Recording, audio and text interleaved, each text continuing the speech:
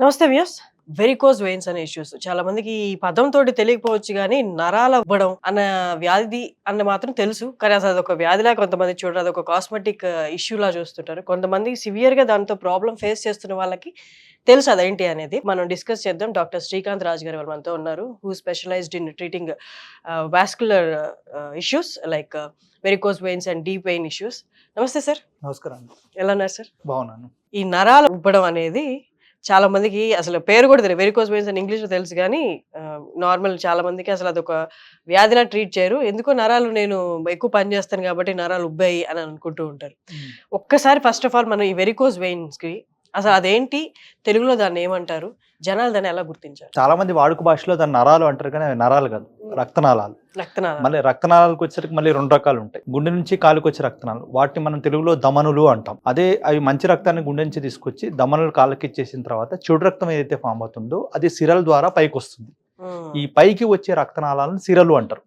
మళ్ళీ అందులో 2 రకాలు ఉంటాయి. చర్మం కిందనే ఉండే సిరలు, కండరాల లోపల నుంచి వెళ్ళే సిరలు. చర్మం కిందనే ఉండే సిరల్లో సమస్య వస్తే దాన్ని మనం వారికోజ్ వెయిన్స్ అంటాం. అదే కండరాల లోపటి నుంచి వచ్చే సిరల్లో ఇబ్బంది ఉందంటే డీప్ వెయిన్ థ్రాంబోసిస్ అని అంటాం. అంటే లోతైన సిరల్లో రక్తం గడ్డగట్టుకొని ఉంటాం.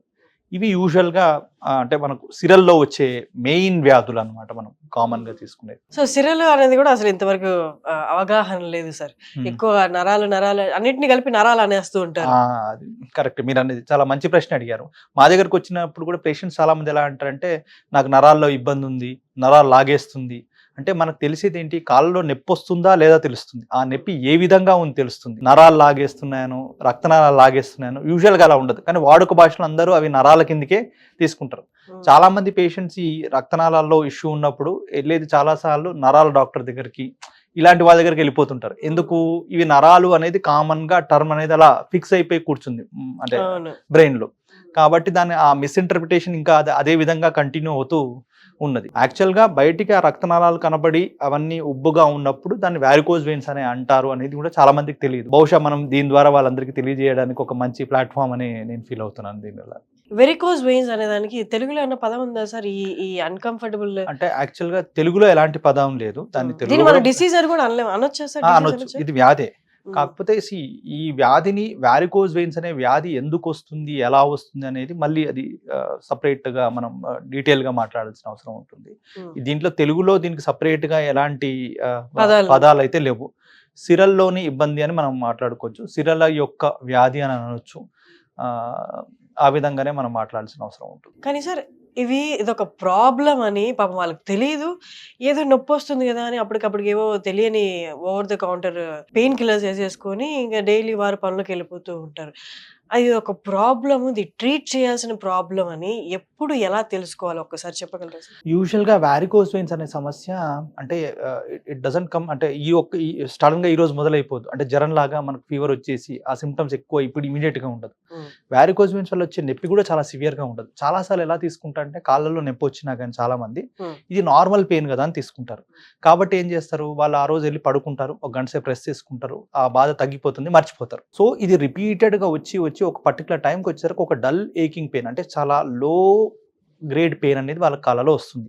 ఆ నొప్పి అంతా తట్టుకోలేంత, భరించలేంత అలా ఉండదు, కానీ అది కాన్స్టాంట్ పెయిన్, కంటిన్యూస్ గా పెయిన్ గా ఒక చిన్నపాటి పెయిన్ వాళ్ళని ఇబ్బంది పెడుతూ ఉంటుంది. పని చేసేటప్పుడు వాళ్ళకి ఆ పెయిన్ గురించి గుర్తుండదు, పని ఆపేయగానే ఆ పెయిన్ వాళ్ళు ఫీల్ అవుతుంటారు. ఇంకొందరు ఎలా రియలైజ్ అవుతారంటే కాళ్ళ వాపు అంటే పాదాల దగ్గర వాపు వస్తుంది, అది కూడా ఎప్పుడు లాంగ్ స్టాండింగ్ లాంగ్ సిట్టింగ్ అంటే ఏమైనా జర్నీస్ చేసినప్పుడు అలా చేసేటప్పుడు మా కాళ్ళలో వాపు వస్తుంది అనేది ఇవి యూజువల్ గా ప్రధానంగా ఫస్ట్ ఐడెంటిఫైడ్ ఫీచర్స్. ఇవి చాలా ఏళ్ల తరబడి ఉన్నప్పటికీ కూడా వాళ్ళు ఫస్ట్ ఇది గుర్తుపట్టరు. ఇది ఎక్కువగా ఎప్పుడవుతుందో, పర్సిస్టెంట్గా ఎప్పుడు రోజు ఇబ్బంది పెడుతుందో అప్పుడు వాళ్ళ కాళ్ళలో ఏదో అయింది అన్న ఉద్దేశంతో వస్తుంటారు. మా దగ్గరికి చాలాసార్లు వచ్చినప్పుడు కూడా చాలా మంది పేషెంట్స్ ఏం చేస్తారంటే ఈ యొక్క కాళ్ళలో ఈ వారికోజ్ వెయిన్స్ ఎప్పటి నుంచి వచ్చాయంటే లేదు సార్ 2 నెలల నుంచి వచ్చాయి, 6 నెలల నుంచి వచ్చాయి, సంవత్సరం నుంచి వచ్చాయి అని చెప్తుంటారు. ఎందుకు అంటే అసలు ఫస్ట్ కాళ్ళని ఎవరైనా చూసుకోం. ఈవెన్ మనం స్నానం చేసేటప్పుడు కాళ్ళకి సబ్బు పెట్టుకునేటప్పుడు కూడా మన కాళ్ళు మనం కరెక్ట్ గా గమనించం. ఎందుకు, అది ఒక పెద్ద విషయంగా అనిపించదు మనకు. ఫేస్కో చేతులకు ఇచ్చినంత ఇంపార్టెన్స్ ఎప్పుడు కాళ్ళకి ఇవ్వం. కాబట్టే అది ఎప్పుడు వచ్చింది అని చెప్పడం కూడా చాలా సార్లు గమనించరు. ఎప్పుడైతే ఆ పర్టికులర్ ఏరియాలో కాళ్ళలో నొప్పి వస్తుంది అనిపిస్తుందో అప్పుడు ఎప్పుడైతే చెక్ చేసుకుంటారో, అంటే కాళ్ళలో ఏమైనా ఉందా, అప్పుడు ఇవి కనిపించినప్పుడు అయ్యే ఇదేంది ఇంతకుముందు లేదే ఇప్పుడు కొత్తగా వచ్చిందా అన్న భ్రమలో ఆహా ఈ మధ్య కాలంలోనే మొదలైంది, నాకు అంతకుముందు ఏమి ఇబ్బంది లేదు అన్న విధంగా మాట్లాడుతుంటారు. కాకపోతే అదే మీకు ఇందాక ఫస్ట్ లో చెప్పాను కదా, ఇదంతా పెద్ద పెయిన్ అనిపించదు కాబట్టి కూడా చాలా సార్లు దీన్ని ఎవరు పట్టించుకోరు. ఇంకోసారి కొన్నిసార్లు ఎలా ఉంటుందంటే ఈ పెయిన్ ని వేరే పెయిన్స్ తోటి కూడా వాళ్ళు మిస్ఇంటర్ప్రిట్ చేసుకుంటారు. ఎల్డర్లీ ఏజ్ గ్రూప్ లో ఎలా ఉంటుంది, మోకాలు నొప్పులు, పాదాల్లో నొప్పులు, బోన్ పెయిన్స్ అనేవి కామన్ గా కొంత ఉంటుంది. కొందరికి ఏజ్ పరంగా ఫీమేల్స్ లో ఎవరైతే ఎల్డర్లీ ఫీమేల్స్ ఉంటారో వాళ్ళకు మెనోపాజల్ అంటాం, అంటే వాళ్ళకి నెలసరి సరిగ్గా రాకపోవడము, హార్మోనల్ డెఫిషియన్సీ వలన వాళ్ళకు కొన్ని ఇబ్బందులు వస్తాయి కాళ్ళలో. అంటే కాలు లాగినట్టు, హాట్ ఫ్లాషెస్ అంట, అంటే బగబగా మన్నట్టు, కాళ్ళలో తిమ్మిర్లు లాగా, ఇవి హార్మోనల్ డెఫిషియన్సీ వల్ల కూడా వస్తాయి. సో ఆ పెయిన్ ని కూడా దీనిలా అనుకుంటారు. కొన్నిసార్లు కొందరికి డయాబెటీస్ వల్ల పెరిఫెరల్ న్యూరోపతి అంటాం, అంటే ఏంటంటే చిన్న చిన్న నరాలు షుగర్ ఎక్కువ కాలం ఉండడం వల్ల అది పాడవుతుంటాయి. ఆ పాడైపోవడం వల్ల వచ్చే కాళ్ళలో తిమ్మిర్లు కూడా వారికోజ్ వెయిన్స్ వల్ల అంటారు. కానీ యూజువల్ గా వారికోజ్ వెయిన్స్ వల్ల అలా ఆ సిమ్టమ్స్ ఎప్పుడు రావు. దాన్ని దీనికి ఆపాదించుకుంటూ ఉంటారు. మాకు మోకాల నొప్పులు కూడా వారికోజ్ వెయిన్స్ అన్నట్టు మాట్లాడుతుంటారు. కొందరు వచ్చినప్పుడు మోకాలు అంటే ఏంటి, ఓన్లీ ముందు పాటే మోకాలు, వెనకాలది మోకాలు కాదు అనుకునే వాళ్ళు కూడా ఉన్నారు. సార్ నాకు ఇక్కడ పెయిన్ వస్తుంది అనండు, అది మోకాల నొప్పి కదమ్మా అంటే కాదు కదా సార్, అది మోకాలు కాదు కదా సార్, ఇది వెనకాల వస్తుంది, మోకాలు అంటే ఇది కదా సార్ అని చెప్తారు. మోకాలు అంటే మనకు పూర్తిగా నీ జాయింట్ మొత్తం ముందు నుంచి వెనకాల వరకు అది నీ జాయింట్ కిందకే వస్తుంది. యూజువల్ గా జాయింట్ పెయిన్స్ ఎప్పుడు కూడా వారికోజ్ వెయిన్స్ వల్ల రాదు. ఈ నొప్పి పర్టికులర్ నొప్పి ఈ పార్ట్ లో వస్తుందని చెప్పడమే, గుర్తించడమే కొంచెం కష్టంగా ఉంది.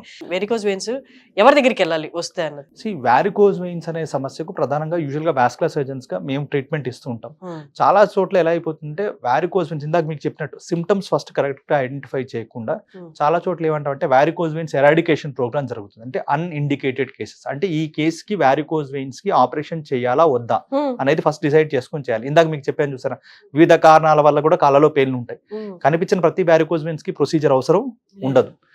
మనం వారికోజ్ వెయిన్స్ కి ప్రొసీజర్ చేస్తే వారికోజ్ వెయిన్స్ వల్ల వచ్చే సమస్యలు తగ్గుతాయి, కానీ మిగతా వ్యాధుల వల్ల వచ్చే సమస్యలు తగ్గవు. అవి తెలియకపోవడం వల్ల ఆ కాళ్ళు వచ్చింది కదా, కనబడ్డాయి కదా వారికోజ్ వెయిన్స్ అని చాలా చోట్ల బయట ప్రొసీజర్స్ జరుగుతున్నాయి. దానివల్ల ఏంటంటే డిస్సాటిస్ఫైడ్ పేషెంట్స్, అంటే వారి సమస్యలు తగ్గనప్పుడు ఆ పేషెంట్స్ మా దగ్గరకు వస్తుంటారు.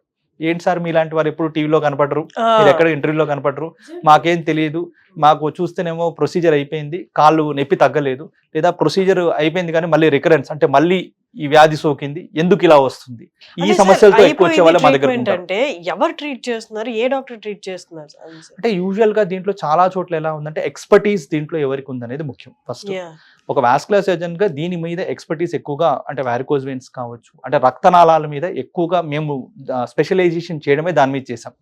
ఇంకోటి we have a clinical knowledge, అంటే ఒక ఎంఎస్ జనరల్ సర్జరీ చేసి దాని తర్వాత వాస్కులర్ సర్జరీ అనేది చేసాం.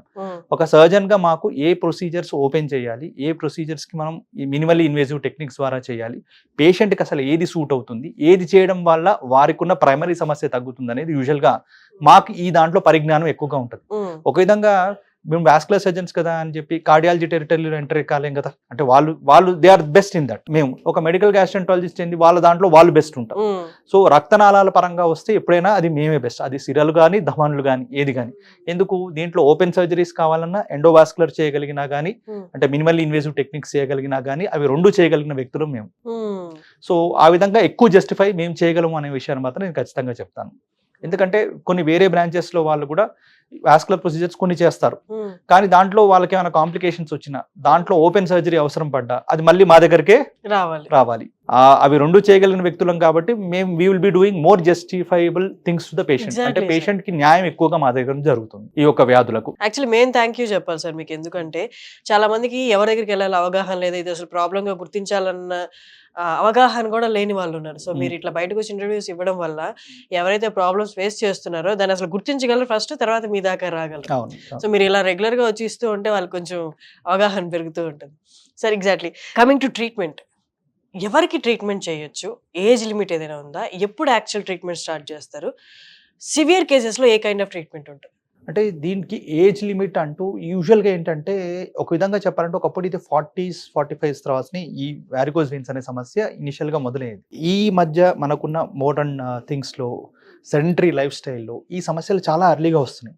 ఈ మధ్యకాలంలో నేను అర్లియెస్ట్ పేషెంట్ అంటే ఒక 15 years old బాయ్లో ఒక గాయంతో చూసాం.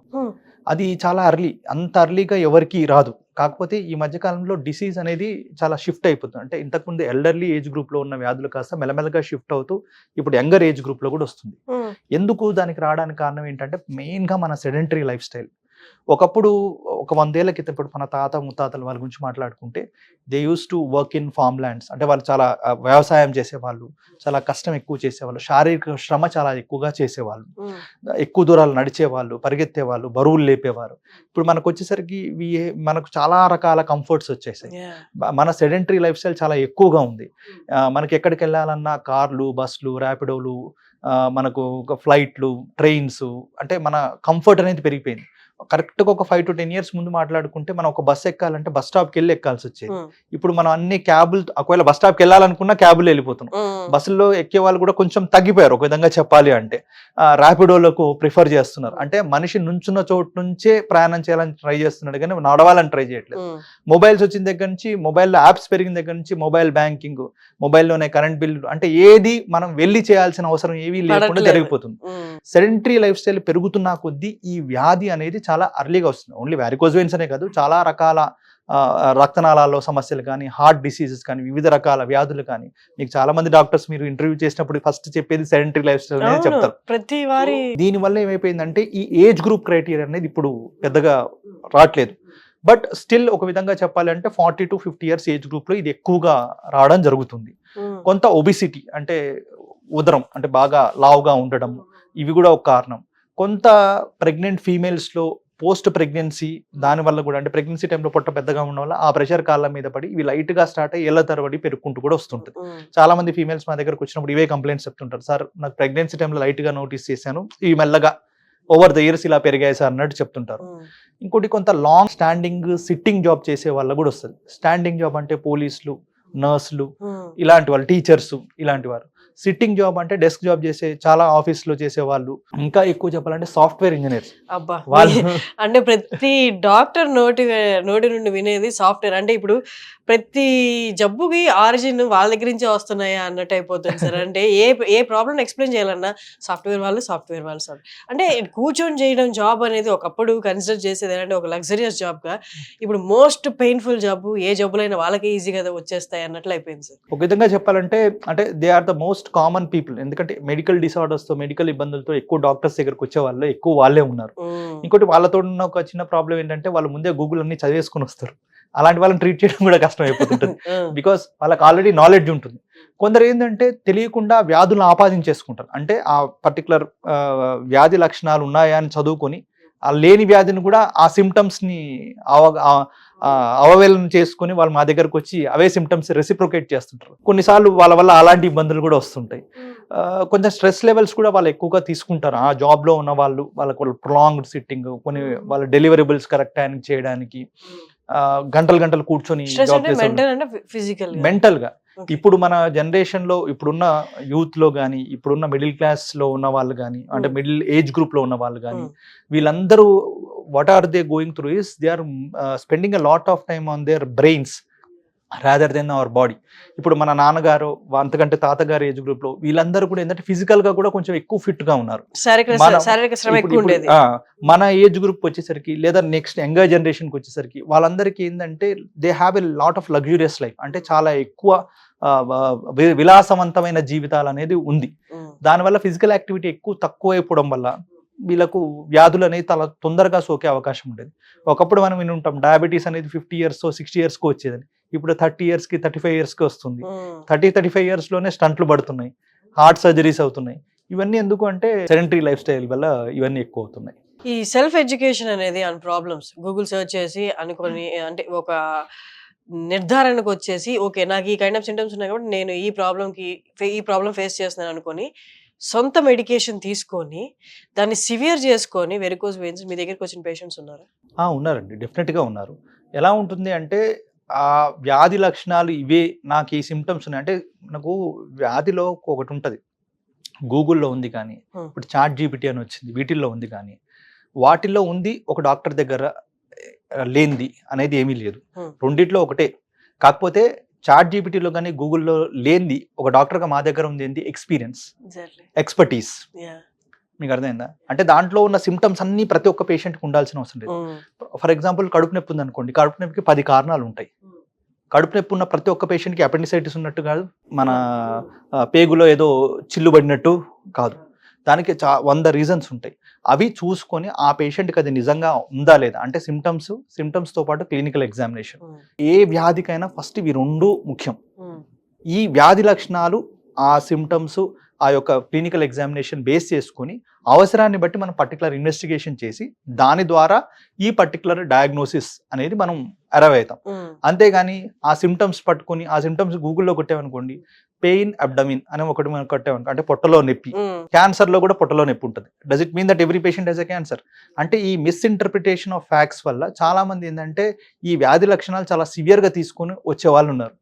కొన్నిసార్లు అలా చేయడం వల్ల మా దగ్గరకు వచ్చి ఏమడుగుతారు, సార్ మాకు ప్రొసీజర్ చేసేయండి, నాకు అది ఉండకూడదు, రేపు భవిష్యత్తులో ఎప్పుడైనా ఇబ్బంది వస్తే నాకు ఇంటి ఇప్పుడే చేసేయండి అనే వాళ్ళు కూడా ఉన్నారు. ఇదేవి అది కాదు కదా, అంటే బిస్కెట్ లాగా చాక్లెట్ లానో కాదు కదా, వచ్చారు నువ్వు చేయించుకునే మోటివేషన్ ఉంది కదా అని చేయాల్సిన అవసరం లేదు. నిజంగా పేషెంట్కి వాటి వల్ల సమస్యలు ఉందా లేదా. ఇంకోటి చాలాసార్లు ఎలా ఉంటుందంటే వారికోజ్ వెయిన్స్ కనిపించినంత మాత్రం మనం ఆపరేషన్ చేయాల్సిన అవసరం ఉండదు. కన్జర్వేటివ్ మేనేజ్మెంట్ అంటాం. అంటే ఏంటిది, వారికోజ్ వెయిన్స్ ఉన్నప్పటికీ అది ఆపరేషన్ దశకు లేదు కాబట్టి ఇనిషియల్గా పేషెంట్ లైఫ్ స్టైల్ మోడిఫికేషన్స్ చేసుకోగలిగితే మనం ఆపరేషన్ అవాయిడ్ చేసే అవకాశాలు ఉంటాయి, అంటే పోస్ట్ పోన్ చేసే అవకాశాలు ఉంటాయి.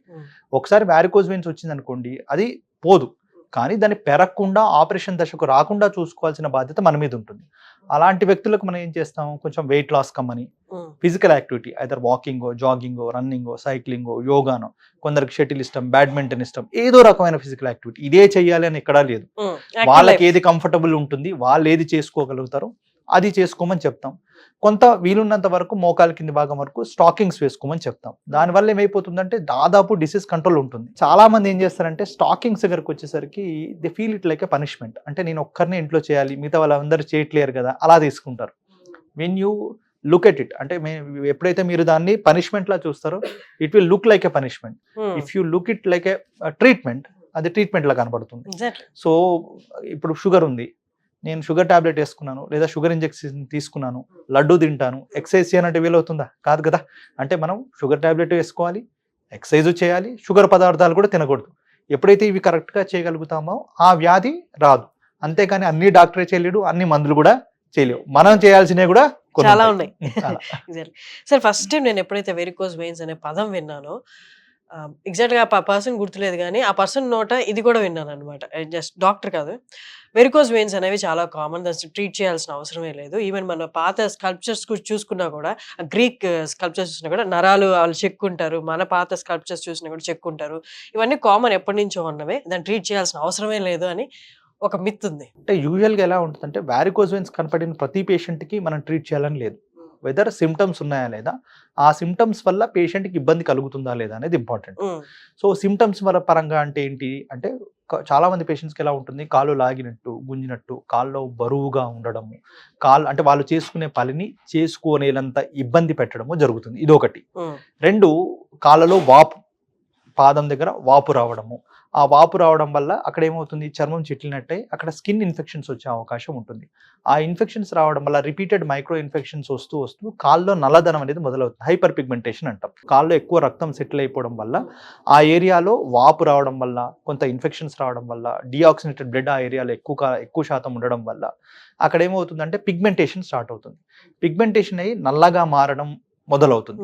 అది నల్లగా మారి ఆ ఏరియాలో చర్మం యొక్క క్వాలిటీ ఎప్పుడైతే దెబ్బతింటుందో, ఆ చర్మం క్వాలిటీ అయిన దెబ్బతిన్న ఏరియాలో వీళ్ళకి దురద లాంటిది ఎక్కువగా పెడుతూ ఉంటుంది. ఎప్పుడైతే ఆ ఏరియాలో వాళ్ళు గోకడం మొదలు పెడతారో చర్మం కొంత పోయి అక్కడ చిన్న గాయంగా మారి, కొన్నిసార్లు అక్కడ కింద సిరలు ఉండుంటే వాళ్ళకు బ్లీడింగ్ కూడా ఆ ఏరియాలో ఎక్కువగా వస్తుంటుంది. ఎక్కువ వచ్చి ఆ ఏరియాలో వాళ్ళకు గాయం మారకుండా ఎక్కువ కాలం మిగిలిపోతుంది.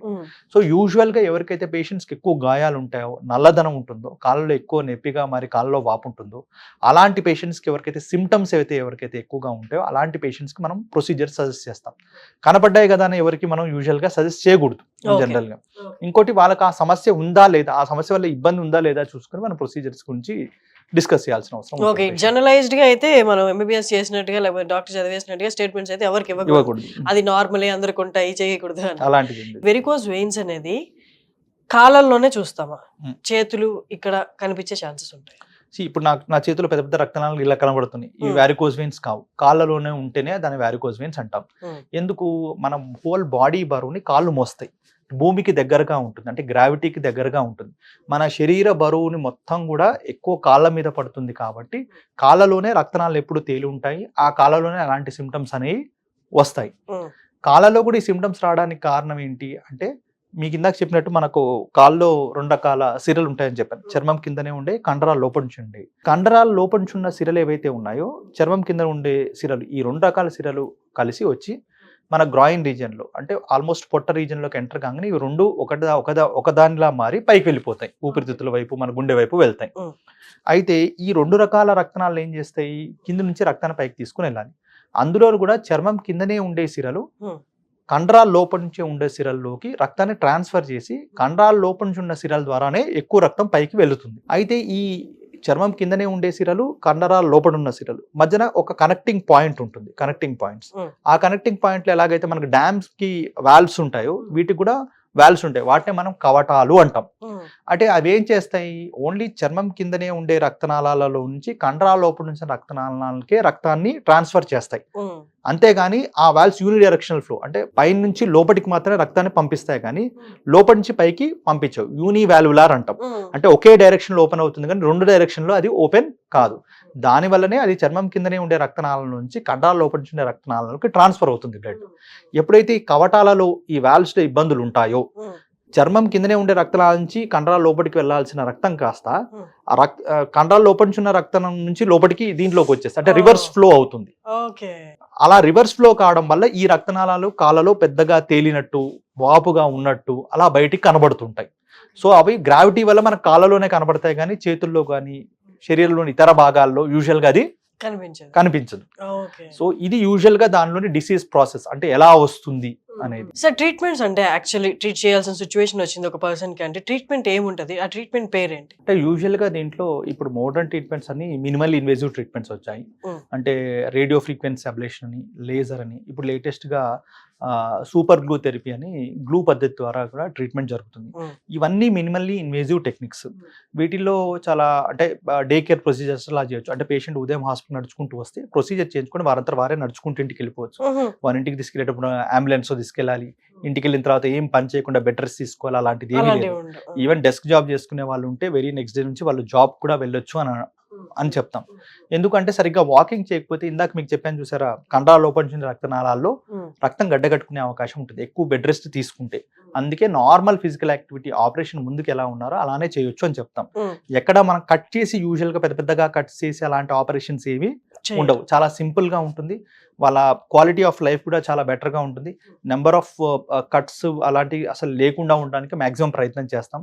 ఎప్పుడెప్పుడైతే మీకు ఇందాక పెద్ద పెద్ద రక్తనాళాలలాగా ఇంత లావుగా ఉంటాయో అప్పుడు మైక్రో కట్స్ కొందరికి అవసరం పడవచ్చు. అది పేషెంట్ టు పేషెంట్ బేసిస్ చూసుకొని చేస్తాం, ఇండివిజువల్ బేసిస్. యూజువల్ గా most of the patients case అవసరం పడకుండానే మనం నో కట్ నో స్కార్ అన్నట్టే చేస్తాం అనమాట. ఈ మైక్రో కట్స్ చేసినప్పటికీ వాళ్ళకి స్కార్స్ కూడా ఏమీ ఉండవు, ఎందుకంటే 0.5 సెంటీమీటర్స్ కట్స్ ఉంటాయి ఒకవేళ చేసినప్పటికీ కూడా. సో చాలా అడ్వాన్స్ టెక్నిక్ ద్వారా ఉంటుంది. ఇప్పుడు ఏదైతే సూపర్ గ్లూ థెరపీ అని ఒకటి మనం చేస్తున్నామో దాంట్లో ఏంటంటే గమ్ అనేది దాంట్లో పెడతాం, మెడికేటెడ్ గమ్ అంటాం. ఆ గమ్ పెట్టడం వల్ల అసలు వాళ్ళకు నెంబర్ ఆఫ్ ఇంజెక్షన్స్ కానీ అవి ఇవ్వడం కూడా చాలా తక్కువగా ఉంటాయి.